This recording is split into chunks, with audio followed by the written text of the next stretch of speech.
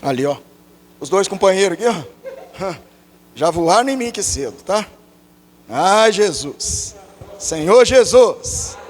Aleluia. Bom, irmãos, nós chegamos à segunda semana desse alimento diário aí, que o tema está aí, ó. Buscar em primeiro lugar o reino de Deus. Vamos falar juntos? Buscai em primeiro lugar o reino de Deus. Aí sempre quando a gente fala, a gente precisa perguntar, mas por que então? Por que eu preciso buscar em primeiro lugar o reino de Deus? Nós acabamos de louvar um hino que fala que o mundo tem uma estratégia para nos atrair. E a ferramenta, ou a maneira, ou o meio que ele usa é a nossa vaidade. Então tudo que a gente quiser, o mundo tem para oferecer, que a nossa alma desejar. Só que nós sabemos de um princípio. Nós podemos ganhar o mundo inteiro, mas nós vamos ter um resultado nisso aí. Nós vamos perder a nossa alma. Vamos perder o nosso galardão. Vamos perder a promessa daquele que preparou tudo para nós desde o dia da nossa criação, da nossa geração, né? Quando fomos gerados. E aí, o título da mensagem também é um título bastante sugestivo. Na presença do Pai. É evidente que a gente fala, né? Nós precisamos andar na presença do Senhor. Mas nós vamos ver aqui alguns versículos que a presença, ela culmina também em alguns atributos. Algumas coisas são manifestadas, expressadas, executadas, à medida em que nós tenhamos esse viver de estarmos na presença do nosso Senhor. Os versículos que foram sugeridos estão ali no quadro, ó, Evangelho de Mateus capítulo 6, versículo 1, versículo 4, 6, 18, mas nós não vamos ler nesse momento, nós vamos primeiro para o Evangelho de João, capítulo 14. Evangelho de João, capítulo 14. São versículos que nós conhecemos bastante. Versículo de número 1.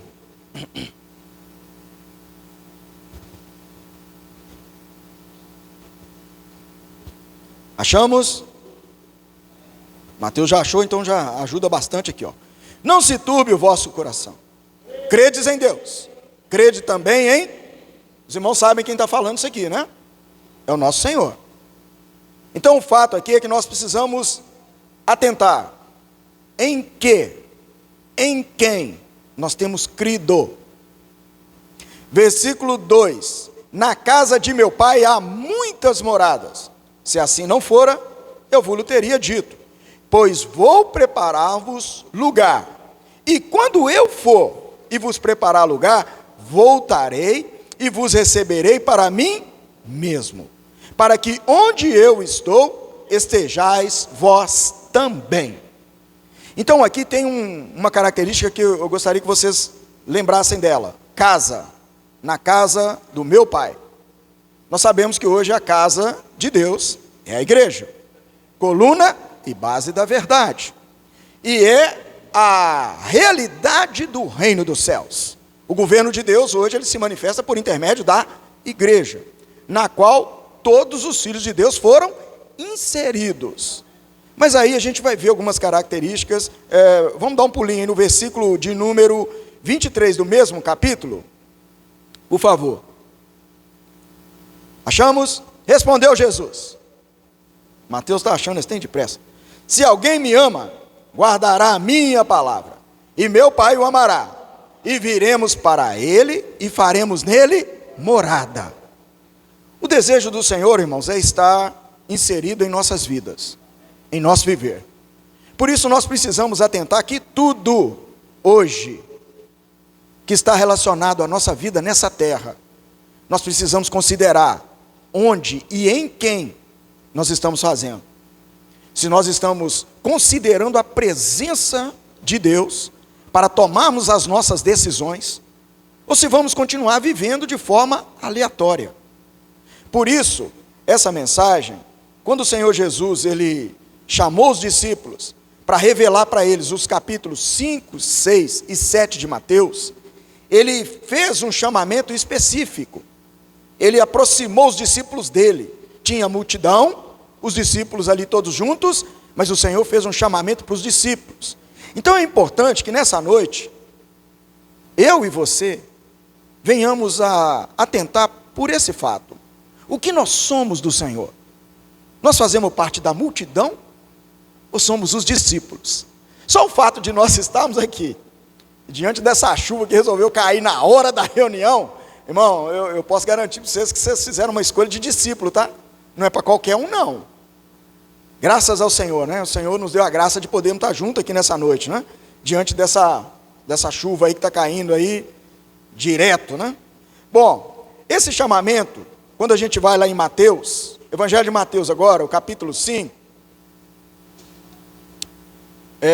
semana passada, nós vimos 2 aspectos muito práticos, que a gente precisa considerar nessa noite. Evangelho de Mateus, capítulo 5. Então é importante a gente perceber o seguinte. Quer que regule alguma coisa aí? Parou, é? É porque não pôs para rodar. Aí para.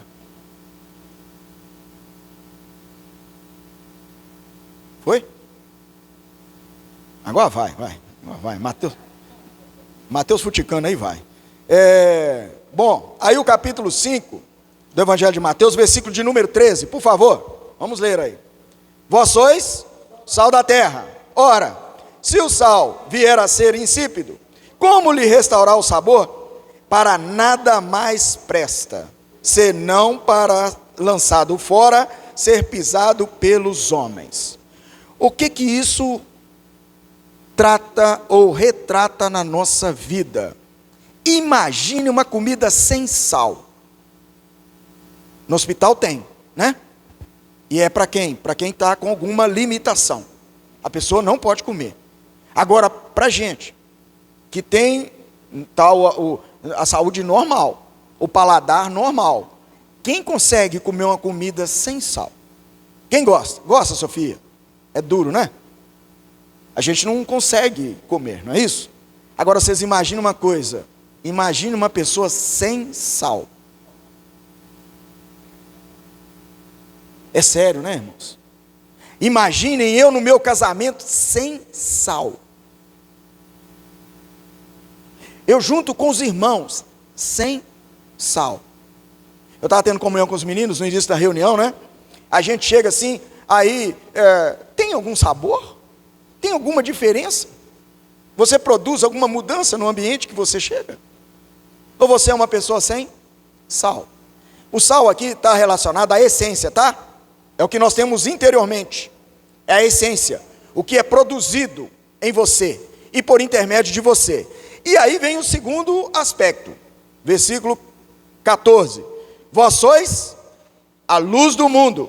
Não se pode esconder a cidade edificada sobre um monte, nem se acende uma candeia para colocá-la debaixo do alqueire, mas no velador, e alumia a todos os que se encontram na casa.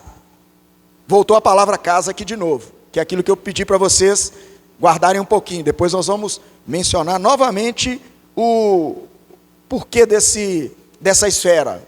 A casa aqui está ligado à vida da igreja, irmãos.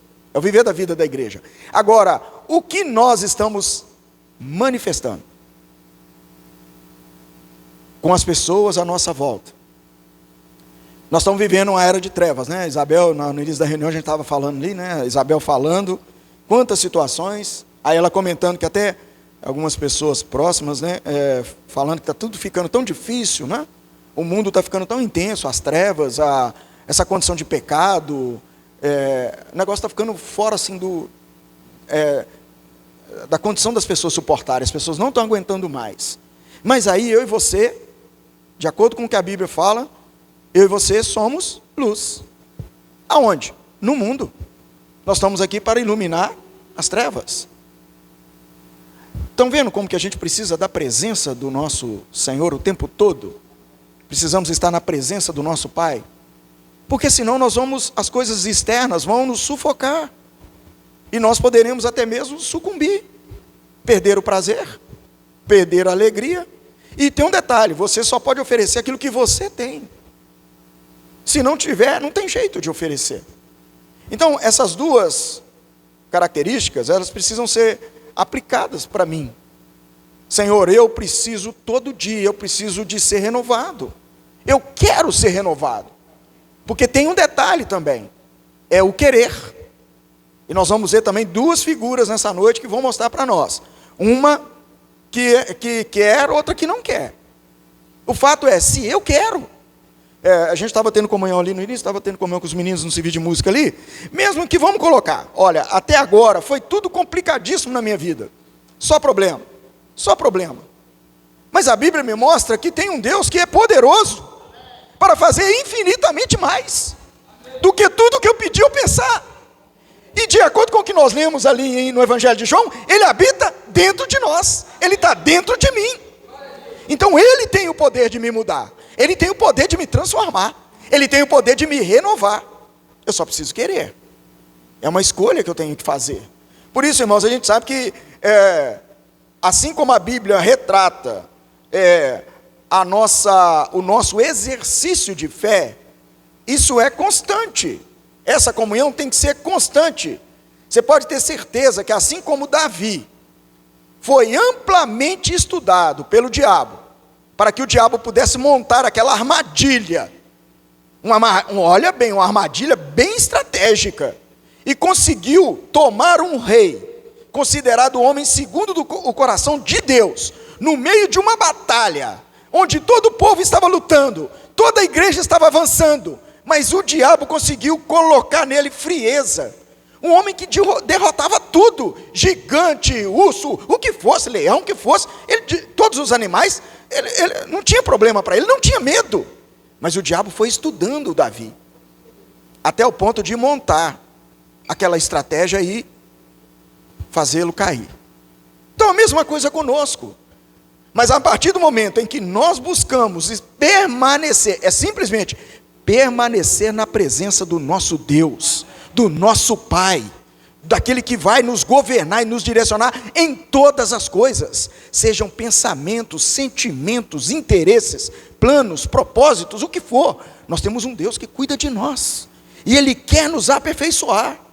Por isso, quando a gente depara com esse versículo de expressar Deus, ou expressar a luz, que foi inserida dentro de cada um de nós, porque nós, de acordo com Efésios, nós éramos filhos das trevas, mas nós nos tornamos então filhos da luz, para expressar e manifestar a luz, mas essa luz, primeiramente, ela precisa também me iluminar, nós precisamos buscar todos os dias, ser iluminados pelo Senhor. Por quê? O alimento diário essa semana, a primeira coisa que ele falou é sobre glorificar o Pai que está nos céus. E aí, quando a gente vê esse, é um aspecto prático, um aspecto simples, mas no dia a dia, quando a gente vai perceber o que eu tenho feito, está glorificando o nome do meu Pai, que está nos céus, Ele habita dentro de mim. Mas os meus feitos têm glorificado o nome dEle? Eu tenho de alguma maneira levado a expressão e a manifestação desse Deus para aquelas pessoas que se encontram à minha volta? Por isso, esses versículos aqui, e principalmente o versículo 16 do Evangelho de Mateus, aqui, o 5:16, quando ele fala assim, assim brilhe também a vossa luz diante dos homens, para que vejam as vossas boas obras. E com isso, o que vai acontecer? E eles vão glorificar ao vosso Pai que está nos céus. Então, irmãos, nós precisamos estar rogando ao Senhor, para estar direcionando as nossas vidas e nos levando a ser esses que, evidentemente, vão correr, andar, segundo o direcionamento do Senhor, pelo fato dele ter mudado a nossa Constituição. Pois nós, que não tínhamos uma essência divina, não tínhamos uma expressão de Deus, mas nos tornamos filhos de Deus, então temos essa expressão na nossa vida. Agora nós temos o que apresentar para as pessoas, seja na comunhão, na pregação do Evangelho, na oração. E aí, aqui o capítulo 6 de Mateus, agora a gente vai entrar já no capítulo 6, eu quero até otimizar bem meu tempo, o versículo de número 1, ele intensifica ainda mais esse arranjo de considerarmos a presença do nosso Pai em nosso dia a dia. Versículo 1 ele fala assim, ó: guardai-vos de exercer a vossa justiça diante dos homens, com o fim de serdes vistos por eles. De outra sorte, não tereis galardão junto de vosso Pai celeste. Quem é esse tipo de pessoa aqui? Eu vou usar um termo popular. É um crente de aparência. Ele faz quando é do interesse dele. E quando ele quer um reconhecimento das pessoas que se encontram à sua volta. Ele não está ligado à vontade do Pai. Praticamente ele está fora da presença do Pai. Ele está fazendo o que é do interesse dele. Por isso que o versículo já inicia falando o quê? Guardai-vos. Irmãos, sobre tudo que se deve guardar, nós precisamos guardar o nosso coração. O nosso coração precisa ser guardado porque dele é que procede as fontes da vida. Então o risco que se encontra está no nosso coração. E nessa sequência de versículos aqui tem 3 coisas práticas que nós vamos tentar, eu vou tentar falar todas as 3 essa noite, tá? Tem o versículo 2, o versículo 2, versículo 5, versículo 16, nós vamos, né, entrar nesses aspectos práticos aqui, ó. O primeiro diz respeito ao dar, né? O versículo 2 ali, ó: quando, pois, deres esmola, não toques trombeta diante de ti, como fazem os hipócritas nas sinagogas e nas ruas, para serem glorificados pelos homens. O segundo aspecto é o versículo 5: e quando orardes, não sereis como os hipócritas, porque gostam de orar em pé, nas sinagogas e nos cantos das praças, para serem vistos dos homens. Em verdade vos digo que eles já receberam a recompensa. Tu, porém, quando orares, entra no teu quarto e, fechada a porta, orarás a teu Pai, que está em secreto, e teu Pai, que vê em secreto, te recompensará. Então, o primeiro aspecto é dar, o segundo, orar, e o terceiro é o versículo 16.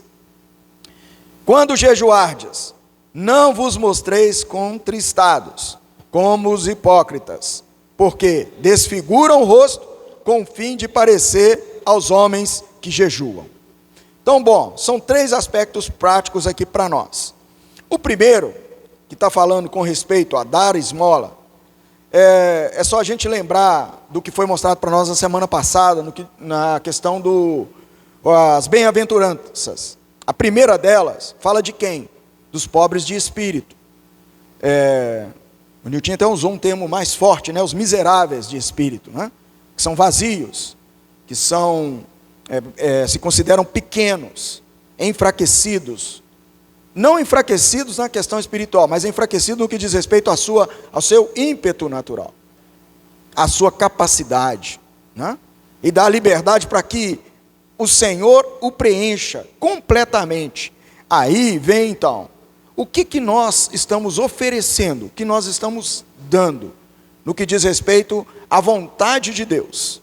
A vontade de Deus, nós já vimos nas mensagens anteriores, principalmente agora estudando Mateus, a gente está vendo que o Senhor está falando muito da questão de pregação do Evangelho.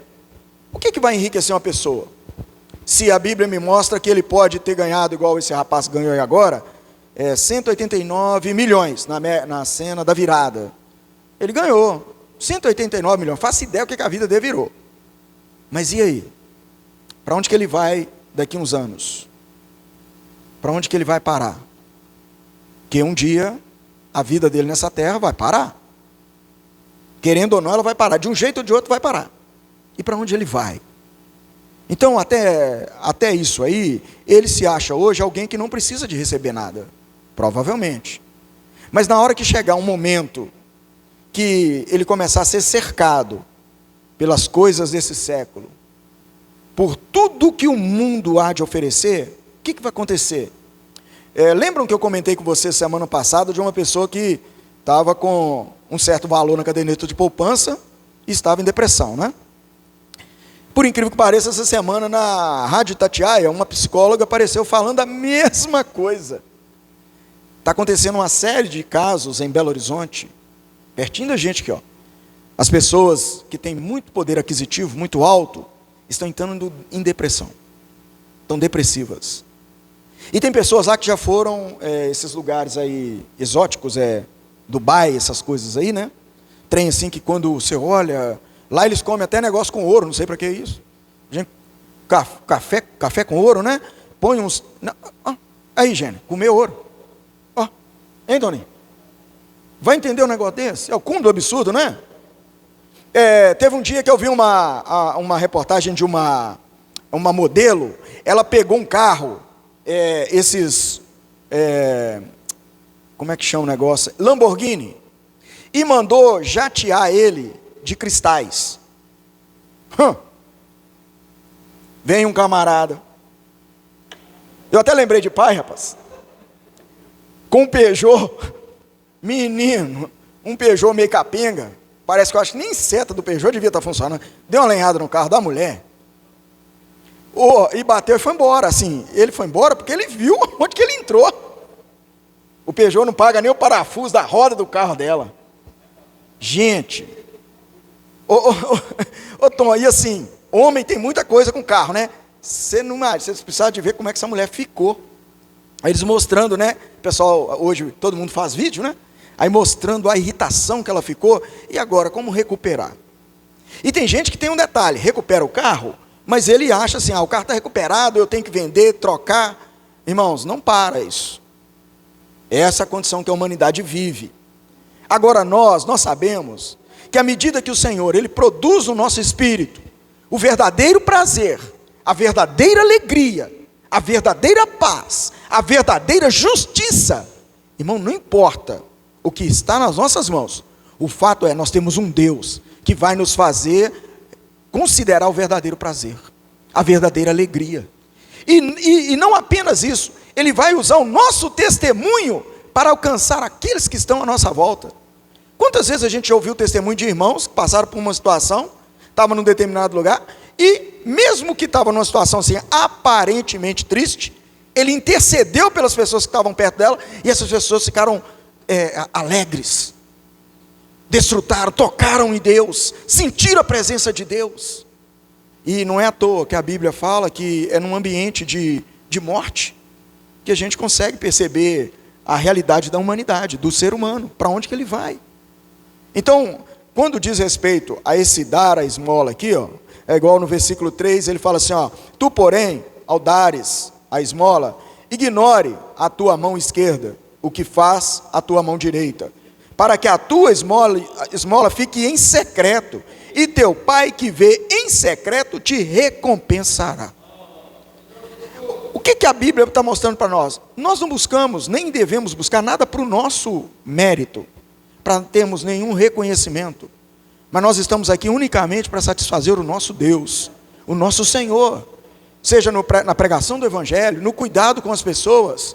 Nós não estamos buscando reconhecimento humano, mas estamos sim querendo ser uma ferramenta nas mãos do Senhor, para que através de nós Ele possa cuidar daqueles que estão à nossa volta. Você imaginar que você poderia orar para uma pessoa na sua família e de repente ela entrar em depressão e querer o suicídio, já pensou um negócio desse? Mas você poderia ter orado por ela. Às vezes a gente percebe isso. Ontem, na hora que eu fui lá para a rádio, a menina da portaria do prédio estava sentindo dores, e aí eu perguntei, porque sempre ela está alegre, e não estou bem, mas só que eu tive que sair na correria, fui para a rádio, que eu tinha que fazer o programa, aí falei com a Janaína, eu estou indo para a rádio, mas pede as meninas para orar com você, falei assim, fiz igual a Ruth, né, Ruth chama os outros para orar e joga a gente para orar para ela, né, aí falei, pede as meninas para orar para você, fui para a rádio, fiz o programa da rádio, voltei para casa, comecei a fazer almoço, e comecei a mexer com a sinopse da mensagem. E aí o Espírito deixa a gente quieto. Na hora eu peguei o telefone. Eu já tinha mandado uma oração para ela. Mas aí eu liguei para ela, para perguntar como é que ela estava. Falou, Janaína, eu só quero fazer o seguinte, vamos orar aí agora, eu vou orar com você, tá? Vamos orar junto agora. Só que a oração é sua, você vai repetir comigo. Irmãos, ela começou a oração muito apagadinha. E na hora que eu inseri na oração dela, ela orar pelo marido e pelos filhos, aí ela começou até a chorar. Mas aí a gente continuou andando na oração. E aí ela foi se alegrando, alegrando, e ficou alegre. Aí, olha bem, uma coisa, né? O Espírito faz isso, Ele faz. Quantas vezes Ele toca em nós para fazer isso, né? a gente precisa exercitar o nosso dom, né? Não podemos perder essa oportunidade. Um outro aspecto que as pessoas hoje, né, estão aflitas. Por quê? Pelo fato de estar acontecendo tantas situações negativas, eles estão sem referência. O que vai dar referência para as pessoas? A palavra de Deus. O que vai dar referência para a minha família? A palavra de Deus.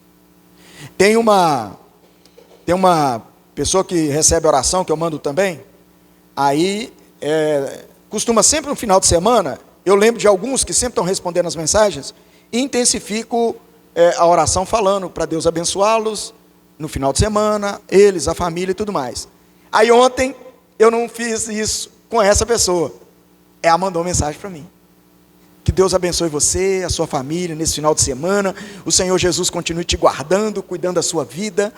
Falei, ó Senhor, está vendo, irmãos? É gostoso demais a gente poder transmitir o evangelho para as pessoas e ver que elas vão receber. É o determinado tempo. Não é às vezes o nosso tempo, mas tem o determinado tempo. O fato é que o Senhor, Ele conta conosco hoje.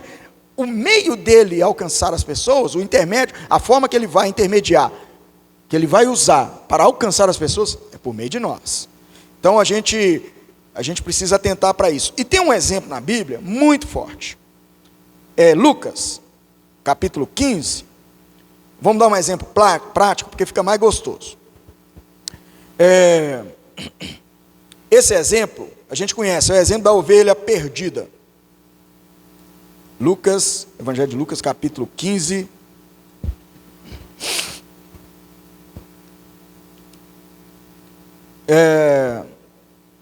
O versículo 1 mostra não apenas um quadro que o Senhor Jesus vivia, mas eu gostaria da gente também entender o que nós vivemos hoje. O versículo 1 fala assim, aproximavam-se de Jesus todos os publicanos e pecadores para o ouvir. E murmuravam os fariseus e os escribas, dizendo, este recebe pecadores e come com eles. Então nós vamos deparar com determinadas situações que nós vamos ser criticados. Mas aí nós precisamos atentar para o nosso foco, o nosso objetivo, o nosso alvo. Então não espere que você receba aí algum, né, como a gente viu ali, né, elogio. Vai ter críticas. Eu lembro que uma vez a gente tendo comunhão, e os irmãos sabem dessa figura, né? Ninguém joga pedra em árvore que não tem fruto. Eu lembro, eu só jogava pedra em pé que tinha manga madura, pá, para ver se a manga caía para nós, né? Então ninguém vai jogar pedra em uma árvore que não produza fruto. Mas aí no versículo 3, vamos lá. Então lhes propôs Jesus esta parábola. Qual dentre vós é o homem que, possuindo 100 ovelhas e perdendo uma delas, não deixa no deserto as 99 e vai em busca da que se perdeu até encontrá-la? E achando-a, põe-na sobre os ombros, cheio de júbilo. Ao versículo 6, e indo para casa, reúne os amigos e vizinhos, dizendo-lhes, alegrai-vos comigo, porque já achei a minha ovelha perdida. Digo-vos que assim haverá maior júbilo no céu por um pecador que se arrepende do que por 99 justos que não necessitam de arrependimento. Bom, essa parábola aqui tem algumas figuras interessantes. A primeira delas, esse senhor estava com 99, e aqui mostra que ele as deixou num deserto. Mas ele não deixou de qualquer maneira. Nós sabemos que o deserto significa o quê? O mundo, não é isso? O deserto é o mundo. Hoje nós estamos aí nessa terra. A terra é considerada um deserto. Por quê? Não tem vida. Não tem vida. Tem uma vida aparente. Tem uma forma sedutora de enganar, mas não tem vida. E ele deixou e foi indo atrás dessa que se perdeu. E como que ele foi? Murmurando? Questionando? Não. Olha, cheio de júbilo. Porque ele achou essa ovelha. Achando-a, põe-na sobre os ombros, cheio de júbilo. Agora tem um detalhe: essa ovelha estava perdida ou escondida? Tem uma diferença. O fato hoje, irmãos, é que a gente precisa atentar para isso. Uma ovelha escondida, ela não quer ser achada. Mas a perdida não. Ela está perdida. Está vendo? Então até isso a gente precisa considerar. E ele, para onde que ele foi com essa ovelha? Para a casa. Trouxe para onde? Para a igreja. Só que na igreja também tem dois grupos de pessoas. Tem os amigos e tem os vizinhos. Você sabe que tem uma diferença aqui, né? Eu não vou nem pegar no meu negócio não, aquele trem, como é que chamou? Aquela Bíblia que você fala lá, Niltinho, você fala direto. Strong, né? Na Strong, se vocês forem pegar, vizinho, o que significa vizinho lá? Vizinho. Só isso. Mas o amigo não. Na hora que você clica no amigo, aí mostra vários atributos. Amigo não é vizinho. O vizinho, ele está ali perto da sua casa. Mas ele não quer dizer que ele é seu amigo. E o termo vizinho até é parentético com visita. Então o que a gente pode aprender com isso aqui? Qual é a minha característica? Eu sou amigo? Eu sou íntimo do meu Senhor? Eu me alegro com esse Senhor? Eu sou apenas um vizinho. Estou na igreja. Estou com os irmãos. Mas sou um vizinho. Visito. Venho à reunião. A vida está aqui junto com os irmãos. Desfruto junto com vocês. Mas a minha vida continua a minha vida. Vocês estão entendendo o que eu estou querendo dizer? O que pode acontecer conosco? Lembra de João Batista, quando foi questionado ali sobre o Senhor, ele falou que ele era o quê? Olha, vem uma hora, porque quando o noivo não estiver presente, eu estou aqui, ó, eu me alegro com o noivo, eu sou amigo do noivo. O que ele quis dizer? Ele era íntimo do Senhor Jesus. Era essa, né, embora uma condição que a gente tem alguns fatos ali também que são negativos, mas essa colocação do João Batista, quando ele fala o termo amizade, denota proximidade, intimidade. Um amigo sabe o que você está passando. Um amigo sabe o que você está sentindo. Um amigo sabe das suas condições. Agora o vizinho não. Nem sempre ele vai saber. E quando ele souber, nem sempre ele vai te ajudar. Qual que é a principal característica dos vizinhos? Vocês já viram? Até o filme mostra pra gente, né? É sempre pedir uma colher com açúcar, não tem assim, acabou o açúcar, ela vai lá te pedir um trem, né? Vizinho é sempre pedir um trem, Doninho? Na roça agora, hein? Fica de olho e bigode lá.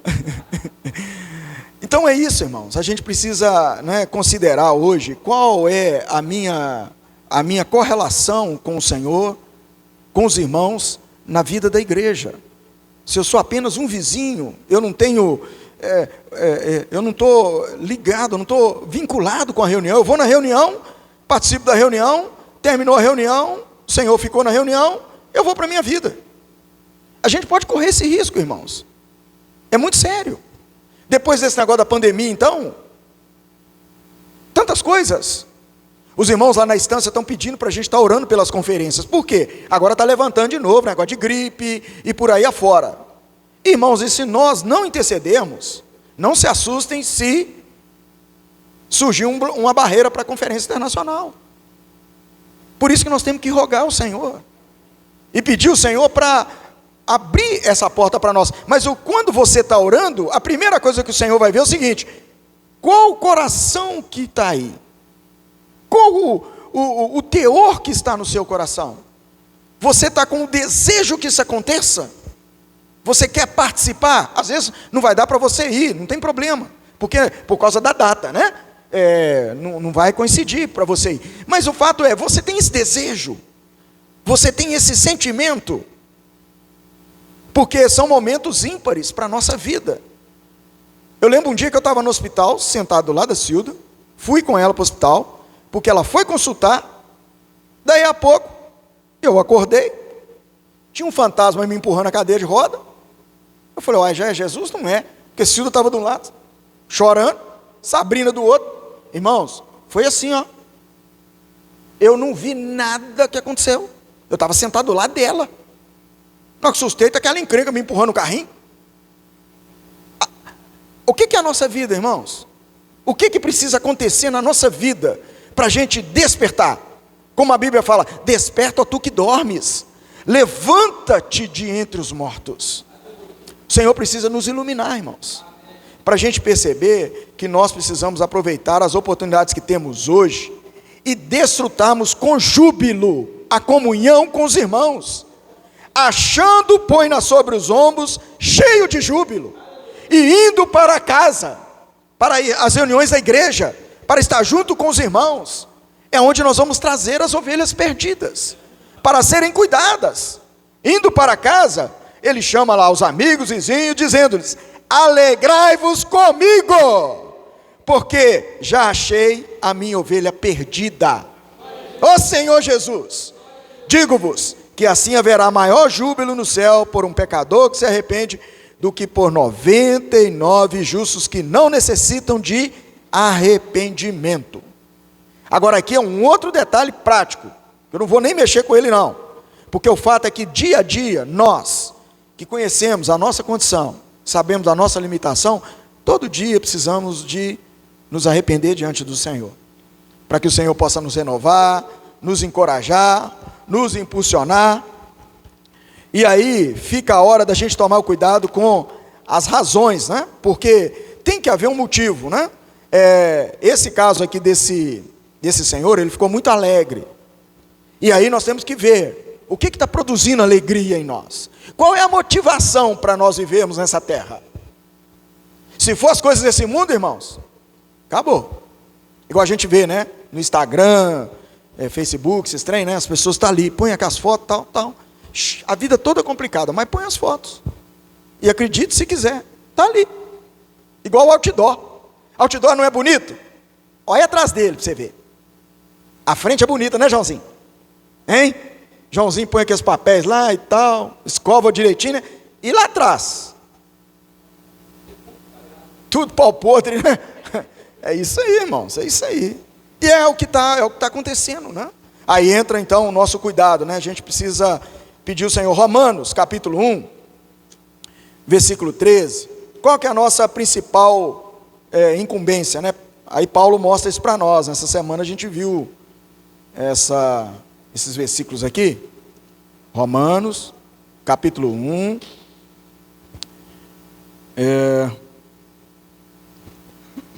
Versículo 13. Porque não quero, irmãos, que ignoreis que muitas vezes me propus ir ter convosco, no que tenho sido até agora impedido, para conseguir igualmente entre vós algum fruto, como também entre os outros gentios. Aqui a gente vê todo o empenho de Paulo, né? Aí o versículo 14, por que ele tinha esse encargo, esse desejo? Ao versículo 14, porque ele se sentia devedor, tanto a gregos, quanto a bárbaros, tanto a sábios, como a ignorantes. Versículo 15, por isso, quanto está em mim, estou pronto a anunciar o evangelho também a vós outros em Roma. Aí vem a pergunta, o quanto está em mim? Eu estou pronto para pregar o evangelho a todos que se encontram à minha volta? Essa é a pergunta. E outra, é só a gente fazer a outra pergunta, por que eu tenho que pregar o evangelho? Por que eu quero pregar o evangelho? Por que eu gosto de pregar o evangelho? Versículo 16 responde, pois não me envergonho do evangelho. Por quê? Porque é o poder de Deus para a salvação de todo aquele que crê, primeiro do judeu e também do grego, visto que a justiça de Deus se revela no evangelho, de fé em fé, como está escrito, o justo viverá pela fé. Senhor Jesus. Então aqui responde por que nós pregamos o evangelho, para salvar as pessoas. É o poder de Deus, é a única coisa que pode salvá-las da vaidade, dos enganos, das armadilhas, das sutilezas. Mas aí tem o evangelho, que é o poder de Deus Mas para isso nós precisamos ganhar esse sentimento, o mesmo sentimento que houve no coração de Paulo, precisa nos alcançar, porque é o que vai produzir em nós esse ímpeto, esse desejo ardente de pregar o Evangelho. O outro aspecto que foi mencionado nessa semana, a questão da oração, é muito forte, né? Porque além de você estar cuidando das pessoas, você está se dando em cuidado das pessoas. Lembrando, quando fala de dar esmolas, isso também está relacionado à questão material também, né? Às vezes você vai ver uma pessoa numa determinada situação. Aconteceu quarta-feira aqui, ó. Veio um moço aqui, a gente estava orando aqui, o Nilton que atendeu, aí estava pedindo um dinheiro para ir embora, passagem, né, Nilton? Aí, não, agora você tem que orar, vai orar aqui para depois a gente dar o dinheiro para você ir embora. Não, o Nilton foi lá e deu um valor para ele lá e ele completou a passagem dele e foi embora, né? Embora, se ele tivesse apercebido, ele poderia ter pedido uma oração, mas aí já vai ser outra história, né? Outro caso, né? Mas o fato é que nós precisamos ter esse lado prático, né? Não sermos miseráveis, né? Mas com respeito à oração, a gente precisa atentar para alguns princípios. Filipenses, capítulo de número 4.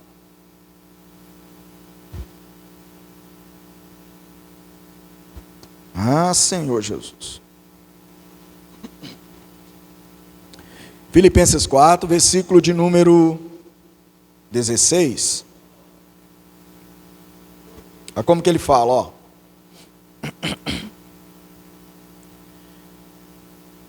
Porque até para Tessalônica mandaste não somente uma vez, mas duas o bastante para as minhas necessidades. Paulo sendo cuidado, está vendo? Não que eu procure o donativo, mas o que realmente me interessa é o fruto que aumente o vosso crédito.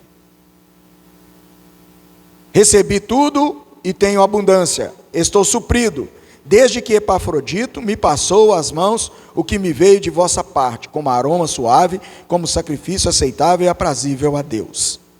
A igreja de Monlevade sempre foi muito inserida nessa questão de estar participando das ofertas. Aí, se a gente for lembrar lá, ó, em 2 Coríntios capítulo 9, por que tem essa colocação aqui, ó? Não que eu procure o donativo, versículo 17, mas o que realmente me interessa é o fruto que aumente o vosso crédito. 2 Coríntios, capítulo 9. Quando nós ganhamos essa visão de estarmos ofertando, versículo 6, e isto afirmo, aquele que semeia pouco, pouco também ceifará. E o que semeia com fartura, com abundância também ceifará. Vamos aplicar nos dois aspectos, nas questões práticas, materiais, mas também no que diz respeito ao Evangelho. Se nós não pregarmos o Evangelho, formos pequenos em pregar o Evangelho, como que vai aumentar? Como que vai haver uma renovação em mim? Da palavra, do Espírito. É como se eu estivesse comendo algo que não está sendo digerido adequadamente. Aí o versículo 7, cada um contribua segundo tiver proposto no coração, não com tristeza ou por necessidade, porque Deus ama quem dá com alegria. Deus pode fazer abundar em toda a graça, a fim de que, tendo sempre em tudo ampla suficiência, superabundez em toda boa obra. Como está escrito, distribuiu, deu aos pobres, a sua justiça permanece para sempre. Quando fala dos pobres, vamos lembrar dos pobres de espírito, que precisam também de suprimento, de cuidado. Mas vejam bem, o versículo 8 mostra aqui que vai haver um retorno em toda boa obra, em tudo que fizermos, em todas as coisas. Então, a partir do momento em que nós nos propomos em estar cuidando daqueles que o Senhor confiou a nós, sejam nos aspectos práticos, questões materiais, e seja através da oração, do Evangelho. Igual, irmãos, infelizmente tem que citar isso. Às vezes assim, vou falar de uma maneira bem prática. O Senhor me deu o sentimento de cuidar do Claudinei. O que eu faço? Evaldo, aqui, cuida do Claudinei. O sentimento foi para quem? Para mim, né? Não é isso? O encargo é de quem? Está vendo? Eu vou usar um outro exemplo. Está em Marcos, Evangelho de Marcos. Esse é muito sério, tá, irmãos? Muito sério. Marcos, a gente não pode ficar transferindo, porque é o direito que nós temos de ser aperfeiçoado e recebermos o galardão. Se eu transfiro para outro, eu estou abrindo mão do que Deus preparou para mim. Aí, nós não vivemos um sistema. Um sistema, ele já tem uma linha, como é que fala? Com critérios automáticos e já prefigurados. Um manda, os outros obedecem. Não é isso. Nós vivemos uma realidade do reino dos céus. Nós temos um cabeça, que nos conduz e nos encabeça em todas as coisas. E aí, deixa eu ver se eu acho esse aqui. Marcos. Será que é aqui mesmo, paralítico?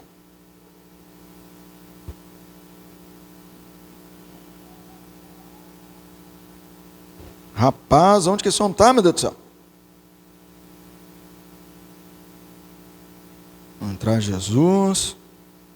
Meninos, bom, vamos lá. Ah, não, é o capítulo 2, aí, tá vendo? Tá perto aqui, ó. Capítulo 2, tá, irmão? Me perdoe. É sobre o paralítico, tá? A partir do versículo 1, ele fala assim, ó: dias depois, entrou Jesus de novo em Cafarnaum, e logo ocorreu que ele estava onde? Em casa. A casa aí de novo, ó. Senhor Jesus estava em casa. Aí o que aconteceu?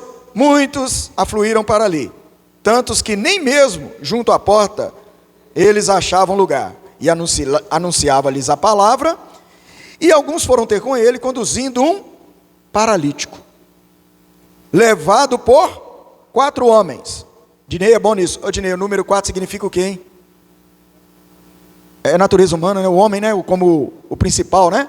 Então veja bem, quem faz a obra? Aliás, Jesus estava na casa, ensinando, pregando o evangelho, correto? Ensinando as pessoas ali, não é isso?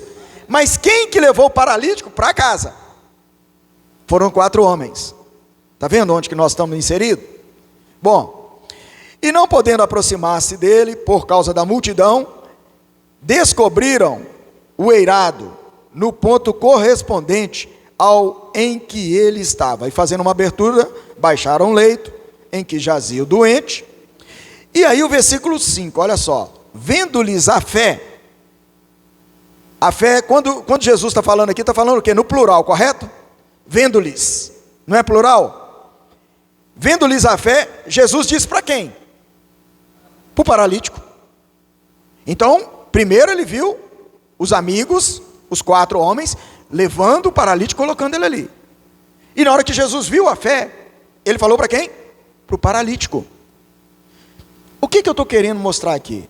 Irmãos, nós temos que levar a pessoa a tocar no Senhor.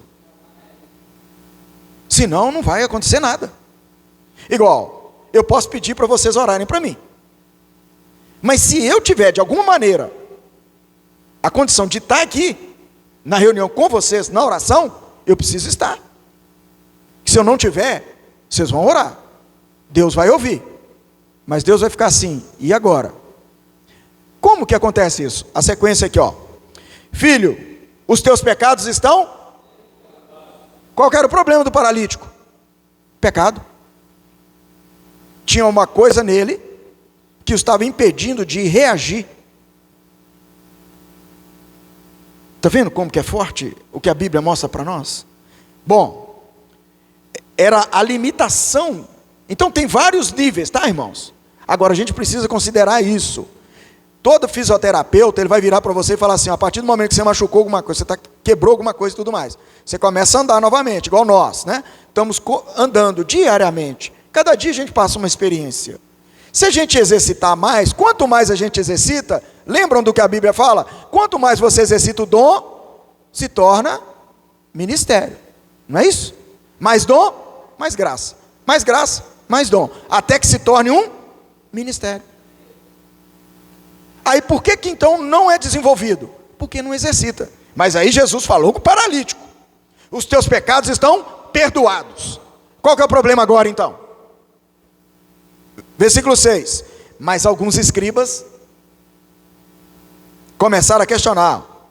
Mas aí vamos pular lá para o versículo 9. Que é mais fácil dizer ao paralítico: estão perdoados os teus pecados? Ou dizer-te: levanta-te, toma o teu leito e anda? O Senhor estava mostrando uma visão para eles. Aí o que é mais fácil, irmãos? Às vezes a gente acha que resolver a coisa é mais fácil, né? Mas o Senhor queria mudar a condição daquele paralítico. Aí o versículo 10. Ora, para que saibais que o Filho do Homem tem sobre a terra autoridade para perdoar pecados, disse ao paralítico: eu te mando, levanta-te. Muda a sua condição. O mundo está querendo que você fique de castigo, que você fique com medo, que você fique recuado, que você não pregue o evangelho, que você não cuide das pessoas. O mundo está querendo isso aí, que você não reúna. É melhor ficar em casa, é mais fácil, é mais confortável. Você vai se contaminar, e por aí afora. Levanta-te, toma o teu leito e vai para a tua casa. Aí vamos lá, qual é a minha casa? Então ele se levantou no mesmo instante, tomando o leito, retirou-se à vista de todos, a ponto de se admirarem todos e darem glórias a Deus, dizendo: jamais vimos coisas assim. Então vão ter coisas na nossa vida que, o que vai acontecer? Os irmãos vão nos ajudar, mas tem um momento que eu preciso me levantar. Os irmãos estão entendendo? A igreja, ela está aqui para me ajudar, mas tem um momento que eu tenho que levantar, e eu tenho que tomar o leito, tomar a minha responsabilidade, tomar a minha direção, e rogar ao meu Deus: muda a minha vida, muda o meu viver, me restaura, Senhor. Eu não quero ficar mais do jeito que eu estava, eu quero ser renovado. Senhor Jesus. Irmão, nós temos um Deus que pode fazer isso conosco, e nos tirar de toda e qualquer limitação, seja ela em todos os âmbitos, espirituais, psicológicos, físicos. O Senhor quer mudar a minha vida, Ele quer mudar a sua vida também, e nós temos que clamá-lo todos os dias. O diabo está aí como escriba, como fariseu, como letra, como regra, como um monte de barreiras, de empecilhos, de incógnitas, de dúvidas, mas nós temos o Espírito e a palavra, e isso muda a nossa história, e muda a nossa vida. Por causa do tempo, só para finalizar aqui, tem um versículo chave aqui nessa semana, Evangelho de Mateus, capítulo 6.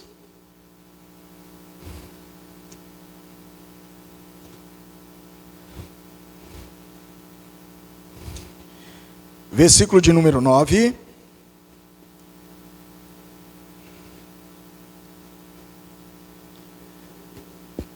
Nós vamos ler o 9 e o 10. São os dois versículos chave dessa oração. Eles são praticamente os essenciais, os principais. Embora é uma oração muito ampla, inclusive no final ela traz uma responsabilidade para nós. Então o versículo 9 fala assim: portanto, é como se dissesse assim: o que você tem que fazer, o que você precisa fazer, olha, você tem que fazer assim, você vai orar assim: Pai nosso, que estás no céu, santificado seja o teu nome.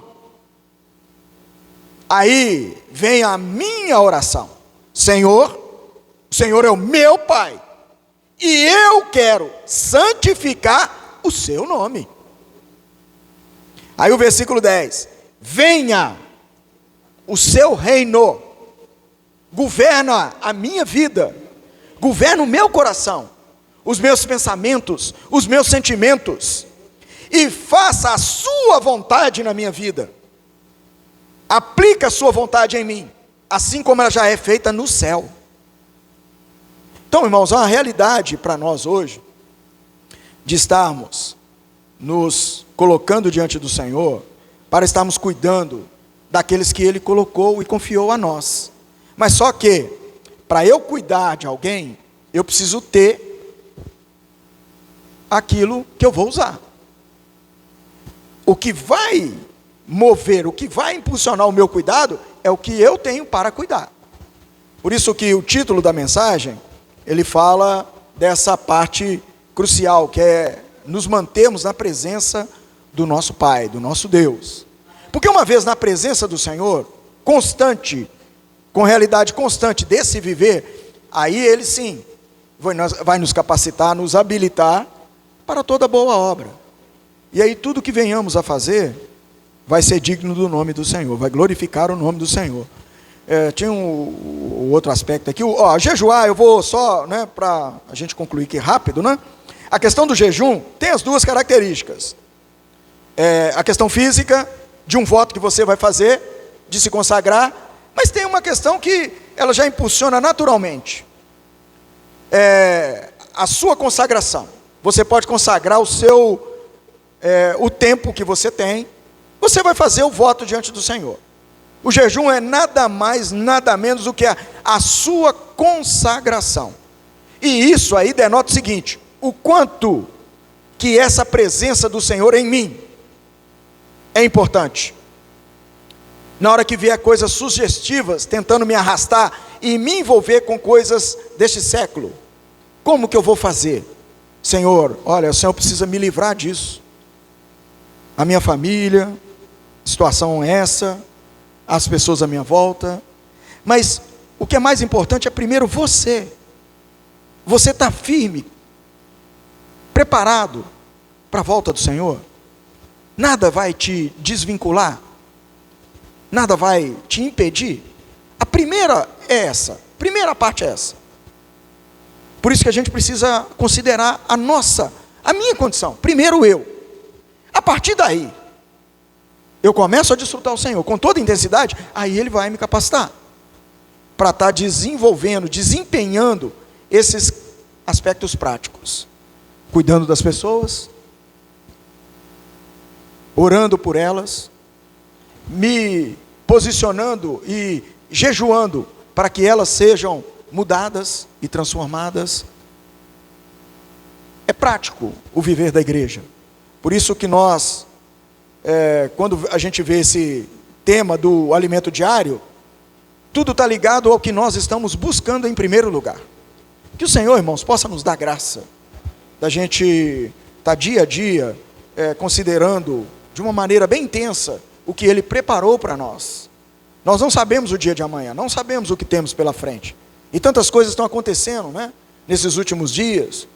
Hoje mesmo a gente comentando lá no Bucafé sobre um médico aqui em João Molevade, que eu estava contando de uma cirurgia que eu tive no hospital, aí ele participou lá, eles me operando e contando caso lá. Falei, meu pai, 3 médicos. Aí, olha para você ver, eu falei, vai fazer bagunça comigo aqui. Rapaz do céu, ordinário. E rindo, falando de futebol, Atlético, Cruzeiro, Festim vai dar uma tesourada em mim errada aqui, quer ver que vai dar esse trem? 3 médicos. Aí um deles até, a gente conhece porque ele foi candidato algumas vezes aí para prefeito, e aí desenvolveu um tumor, e aí hoje falaram lá que a saúde dele realmente está num estado muito crítico, Irmãos, nós não sabemos o dia de amanhã, Não sabemos. Mas nós sabemos o seguinte: hoje, se ouvirmos a sua voz, não endureçais o nosso coração. Eu não quero endurecer o meu coração. Eu quero dar liberdade ao meu Senhor para conduzir a minha vida, conduzir o meu viver. Ó Senhor Jesus. Aleluia. Compartilhar, irmãos.